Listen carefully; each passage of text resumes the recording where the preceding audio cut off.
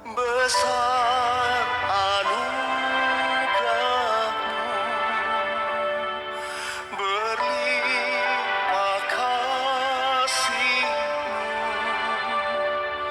Semakin hari semakin bertambah besar anugerah-Mu. Shalom sahabat Mitra Rema. Hari ini tanggal 1 September 2022 kita akan sama-sama mendengarkan firman Tuhan yang terambil dari kitab Rut 4 ayat 13 yang berkata demikian. Lalu Boas mengambil Rut dan perempuan itu menjadi istrinya dan dihampirinya dia. Maka atas karunia Tuhan perempuan itu mengandung lalu melahirkan seorang anak laki-laki. Demikianlah firman Tuhan, dan firman ini akan sama-sama saudara dan saya renungkan di hari ini yang saya beri judul menikmati anugerah Tuhan. Saudara yang saya kasihi dalam Tuhan Yesus Kristus, bagian firman yang saya baca tadi adalah merupakan kisah yang hampir berakhir dari kisah Rut, di mana Rut mendapat banyak anugerah dari Tuhan, dan untuk sampai dia menjadi istri Boas, Rut melewati beberapa tahap untuk akhirnya dia menikmati anugerah Tuhan yang sepenuhnya. Kita mau lihat yang dilewati Rut. Yang pertama, untuk menikmati anugerah Tuhan yang besar dan sepenuhnya, yang pertama, Rut harus masuk dan bekerja di ladang Boas. Rut 2 ayat yang ke-13. Jadi sebelum Rut mendapat anugerah yang sepenuhnya dari Boas, dia harus masuk dan bekerja di ladang Boas. Hal yang sama mau disampaikan buat saudara dan saya. Kalau kita mau menikmati anugerah Allah yang besar, kita harus menjadi orang-orang yang masuk dan bekerja di ladangnya Tuhan. Ingat, masuk dan bekerja di ladang Tuhan seperti Rut.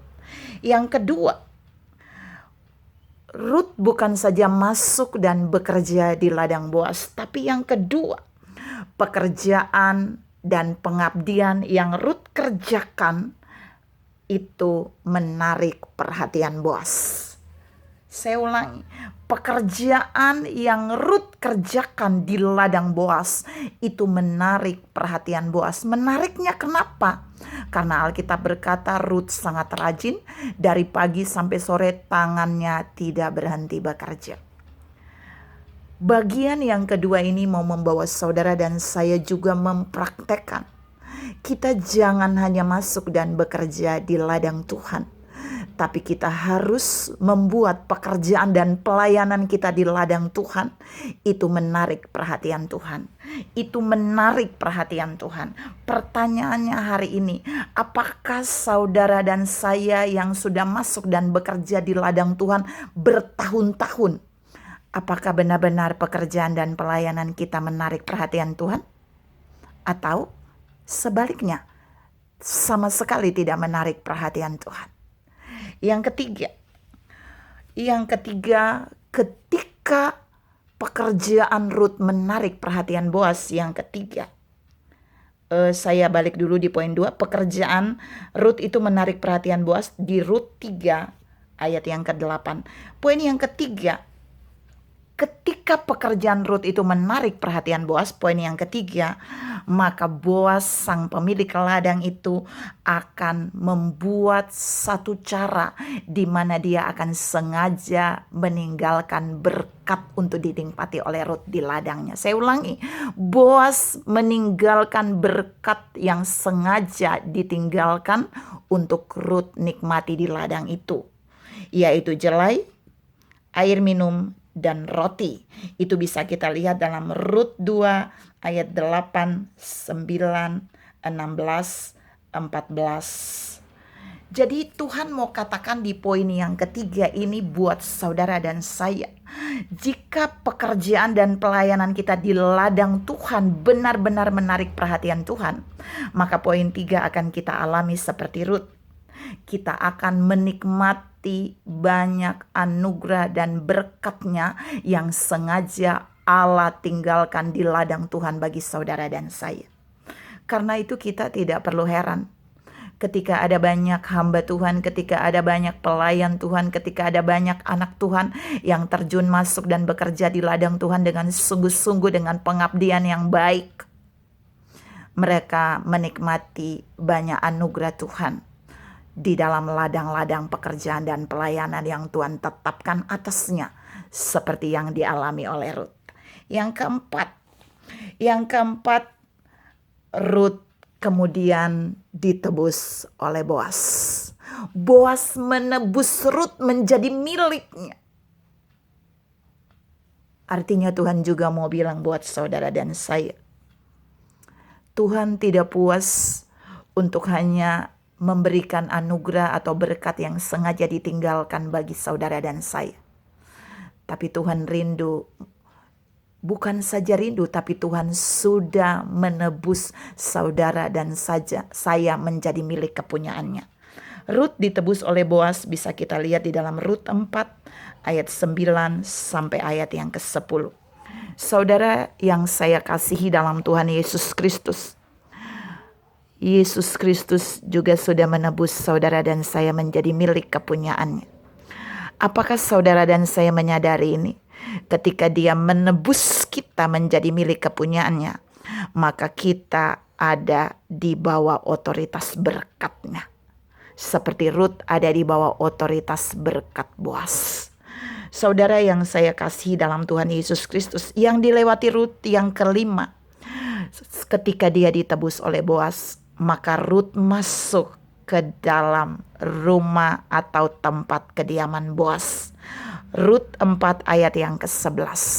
Hal ini juga mau dikatakan buat saudara dan saya. Ketika Allah menebus saudara dan saya melalui Yesus Kristus, maka kita hanya punya satu pilihan, masuk ke tempat kediaman-Nya, masuk ke tempat kediaman Tuhan, masuk ke tempat hadirat-Nya, masuk di dalam kemuliaan-Nya, masuk di dalam anugerah-Nya. Kita nggak punya tempat yang lain kecuali di rumah-Nya, di tempat kediaman-Nya, di tempat di mana Allah berdiam, hadirat-Nya ada. Pertanyaannya, apakah saudara dan saya hari-hari ini benar-benar masuk di dalam tempat kediaman Tuhan? Benar-benar masuk di dalam hadirat-Nya? Atau saudara sedang tertinggal di luar? Ataukah saudara sedang mencari kediaman-kediaman lain yang memuaskan kedagingan saudara? Tapi hari ini Tuhan mengingatkan saudara dan saya, Dia sudah menebus kita seperti Boas menebus Rut. Dan tugas kita adalah masuk di dalam hadirat-Nya, masuk di dalam tempat kediaman di mana Dia berada. Dan yang terakhir, poin terakhir, Rut kemudian menjadi mempelai Boas. Rut 4 ayat yang ke-13. Boas mengambil Rut menjadi istrinya. Saudara yang saya kasihi dalam Tuhan Yesus Kristus, ketika Boas mengambil Rut menjadi istrinya, maka semua yang menjadi milik Boas, anugerah, kelimpahan, berkat, ladang yang dimiliki Boas, secara otomatis menjadi milik Rut dan secara otomatis dinikmati oleh Rut. Hal yang sama juga mau dikatakan buat saudara dan saya. Waktu saudara dan saya telah masuk di dalam tempat kediaman Tuhan, masuk dalam hadirat-Nya, ditebus oleh Yesus Kristus, maka yang terakhir, Dia menjadikan kita mempelainya. Perhatikan, ketika kita menjadi mempelai Kristus, maka apa yang menjadi milik Kristus, semuanya akan menjadi milik saudara dan saya. Maka semua berkat, anugerah, ladang, apa saja yang dimiliki oleh Yesus Kristus, itu akan menjadi milik saudara dan saya. Persoalannya, Apakah saudara dan saya melewati fase-fase dari poin 1 sampai poin 6 tadi, seperti yang Ruth lewati? Jika ya, maka kita akan menjadi generasi Ruth rohani yang menikmati anugerah berkat Allah yang sepenuhnya. Tuhan memberkati saudara berlimpah. Salam memiliki dan menikmati anugerah Allah yang sepenuhnya. Amin.